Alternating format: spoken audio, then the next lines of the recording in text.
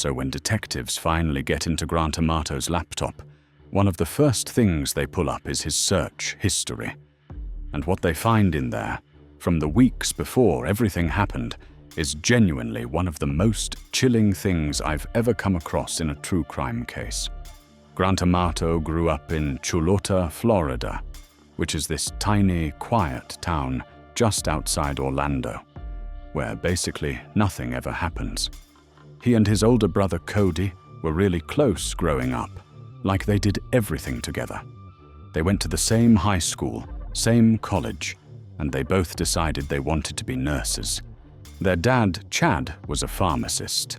Their mum, Margaret, worked in operations management. And from the outside, they genuinely just looked like a normal, happy family. So Cody ends up finishing his nursing program and becomes an anesthetist. Grant drops out of the advanced program, but still gets a job as a nurse at a local hospital. And then, in the summer of 2018, everything starts going sideways. The hospital catches him stealing medication from patients, and he gets fired and arrested on the spot. The criminal charges eventually get dropped, but his nursing career is completely done. He moves back in with his parents at 29 with no job and nothing but free time. And that is when he discovers this adult streaming website and a Bulgarian model named Sylvia, who goes by Sylvie online. What happens next isn't a slow burn, it's fast. Within weeks, Grant is completely consumed by this woman. He's paying for her streams, sending her money, buying her gifts, building this whole fake persona online where he pretends to be this wealthy, confident, successful guy because he thinks that's what it takes to keep her attention. The thing is, Sylvie is doing a job. She performs for people who pay her. She says what they want to hear. And she moves on. But Grant doesn't see it that way at all. In his head, what they have is real, and he will do anything to protect it. The problem is, Grant has none of the money it takes to be that person, so he just starts taking it. From his dad's bank account, from his brother Cody's account, over and over, until he has stolen somewhere around $200,000 from his own family. When his parents find out, they don't kick him out. They actually try to help him, which honestly makes this whole thing even sadder. They send him to stay with his aunt for a bit, and when he starts stealing from her too, they convince her not to press charges and take him back in. In December 2018, they put him in a rehabilitation center for internet and pornography addiction. He comes home in January 2019, and his parents give him the conditions. No more contact with Sylvie. Get a job. Go to therapy. Hand over his guns. Grant agrees to everything. That lasts about a week. His dad catches him sneaking onto his mum's phone to message Sylvie, and that is the final straw. The family tells him he has to leave the house. And according to prosecutors, that moment right there, being cut off from Sylvie and from the money, is what set everything in motion. January 24th, 2019 is a Thursday. In the late afternoon, while the house is quiet, Margaret is sitting at her desk in the home office. Her son Grant shoots her once in the head. Then he just waits, because Chad won't be home for a while. When Chad eventually comes through the front door after his shift, Grant shoots him in the kitchen. And then he waits again, because Cody is still at work and won't be back for hours.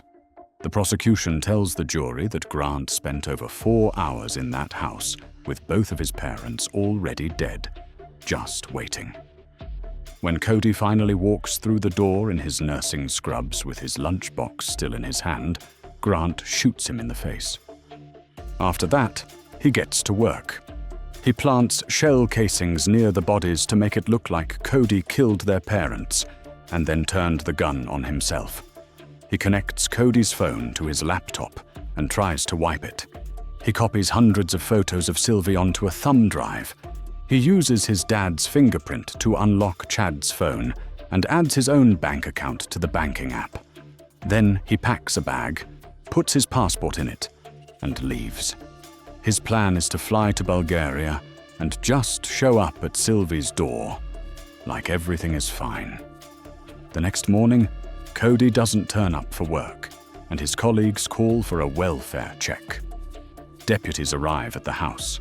No answer, no signs of a break-in, and then they find all 3 bodies. Grant is already at a hotel near UCF by this point. Toll road cameras tracked him there, and within 24 hours detectives are knocking on his door. He gives them multiple different stories, none of which add up. His surviving brother Jason pulls him aside and begs him to tell the truth. Grant still won't budge. Then forensics go through the devices, and the whole staged scene falls apart. The shell casings he planted near the bodies came from a different gun than the one he left at the scene. The actual bullets that killed his family don't match anything found in the house. Records show that Cody's phone was connected to Grant's laptop after the time Cody was estimated to have already been dead. There's no forced entry anywhere in the house.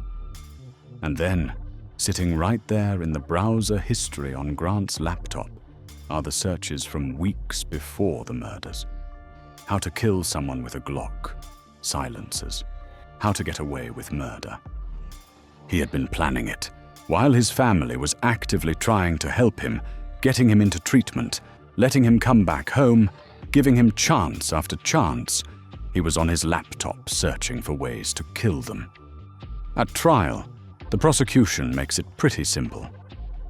3 things were missing from the Amato house when police arrived: the murder weapon, Cody's phone, and Grant Amato.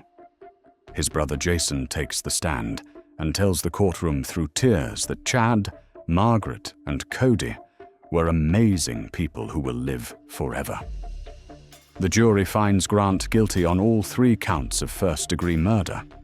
They don't unanimously agree to give him the death penalty, which under Florida law means the sentence is automatically life in prison without parole.